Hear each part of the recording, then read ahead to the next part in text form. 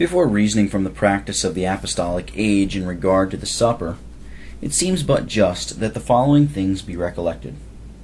First, the distance between many of the newly planted churches. This necessarily rendered them in a great measure independent both as to government and observance. That intimacy of fellowship which the ordinance of communion was designed to promote might not be attainable. Members from different congregations could not always come together into one place to testify their unity. Connected with this, if a church or congregation was at a great distance from others, so that it had little, perhaps no access to the supper, when dispensed in them, there would be a necessity for a more frequent observance of the ordinance in it, if more happily situated. And here a footnote. Thus, too, general convocations of deputies from the different courts by which congregations were governed could not at once be established. The idea of the unity of the visible body of Christ was secured in this state of things by the relation in which the apostles stood to the whole church, Matthew 19, verse 28, and Galatians 2, verses 7 and 8. Their extraordinary powers also rendered presbyteries and synods less needful, Titus 1:5 with 1 Corinthians 11, verse 34. Divine decisions on subjects about which they were applied to were given in their epistles. The first to the Corinthians is a specimen. The idea of unity was also supported by the general deaconship for which Providence gave occasion, Acts 6. For perpetuating this idea, however, and exhibiting the manner in which it should be realized as to government, when the apostolic office had ceased, presbyteries were established, Acts 21, verse 18, explained by Acts 21, verse 25, and 1 Peter 5, 1, as well as 1 Timothy 5:17. Particularly in 1 Timothy 4, verse 14, we have a notice of a presbytery according to the usual acceptation of the term. For it seems absurd to suppose a meeting called to bestow extraordinary gifts on Timothy, which any apostle could have done, and more absurd to imagine that any but teaching elders could ordain him to the office of a preacher and evangelist. Paul, it is likely, himself conferred this last office, or he might be present at the ordination of Timothy. 2 Timothy 1, verse 6. An occasion was also afforded in Providence for a more general assembly in which the apostles sat with the elders to decide in a certain cause, and in which, though the men of inspiration were present, with others supernaturally gifted, both elders and people, yet the mind of the Spirit came to be known only as in the synods of Presbyterian churches, Acts 15 and Acts 16.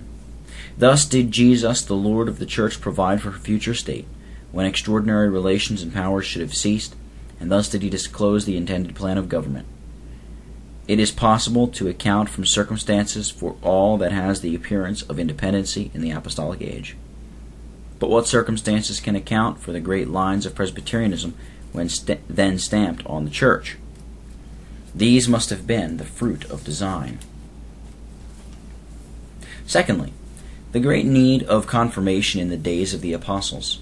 Churches newly erected and organized, consisting of converts from among the Jews or heathen, needed much to be established in the faith and profession of Christ. For this end, the observance of the supper was eminently adapted. We should not be surprised then to find a peculiar frequency of administration in that age. Multitudes of new converts were also coming in, to whom it was proper to dispense this seal and confirm them in fellowship with the household of faith. We might expect that the apostles or evangelists, as they went their rounds in visiting the churches, would celebrate the ordinance wherever they came, and enjoin a frequent observance, even though the association of brethren from neighboring congregations should not always be attained.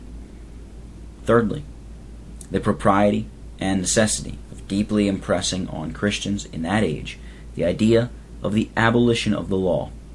For this purpose, the ordinance of the supper was specially calculated, the memorial of the death of Christ, the sign of the atonement made, a seal of the New Testament, the only feast of the church, a feast exclusive of sacrifice, simple in its rites, and intended to supersede the Passover. There might on this ground be a peculiar expediency in its frequent observance. It proclaimed the virtual abolition of the law by the death of Jesus, and while it familiarized the mind and heart to this, contributed to the actual abolition. Though some differences then between the practice in the apostolic age and that in use among Presbyterians should be marked, little will be gained in point of argument. Peculiarities were to be expected, nay, in some instances, necessitous deviations from the intended plan. And where the things which may be alleged designed to be perpetual, or did the leading principles on which the apostles proceeded tend to perpetuate them? If an opponent would reason to purpose, he ought to show something in these principles hostile to the plan we would support, or point out in the instances to which he may refer an indication of some other general plan different from ours, but manifestly that according to which the apostle proceeded.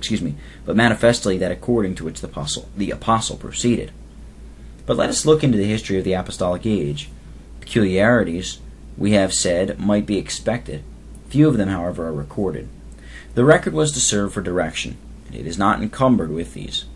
Rather, according to it, we find that so far as practicable the communion of different congregations took place, and we have no proof that there was any such frequency as had been incompatible with this. First, we have no express injunction of frequency. However surprising it may seem, considering the ado that has lately been made on this topic, the frequency of observation is left to be inferred from the importance of the ordinance, and to be regulated by the most proper plan of accomplishing all its ends. The words of Jesus, "Do this in remembrance of me," and usually forward in triumph. But what do they affirm about frequency of dispensation in the same place? Though every Christian will consider them as an address to his heart, and a call to neglect no opportunity, they are properly declarative of the nature of the ordinance. Do this, instead of keeping the Passover, and in remembrance of me, not as a figure of something to come, but a memorial of what is past.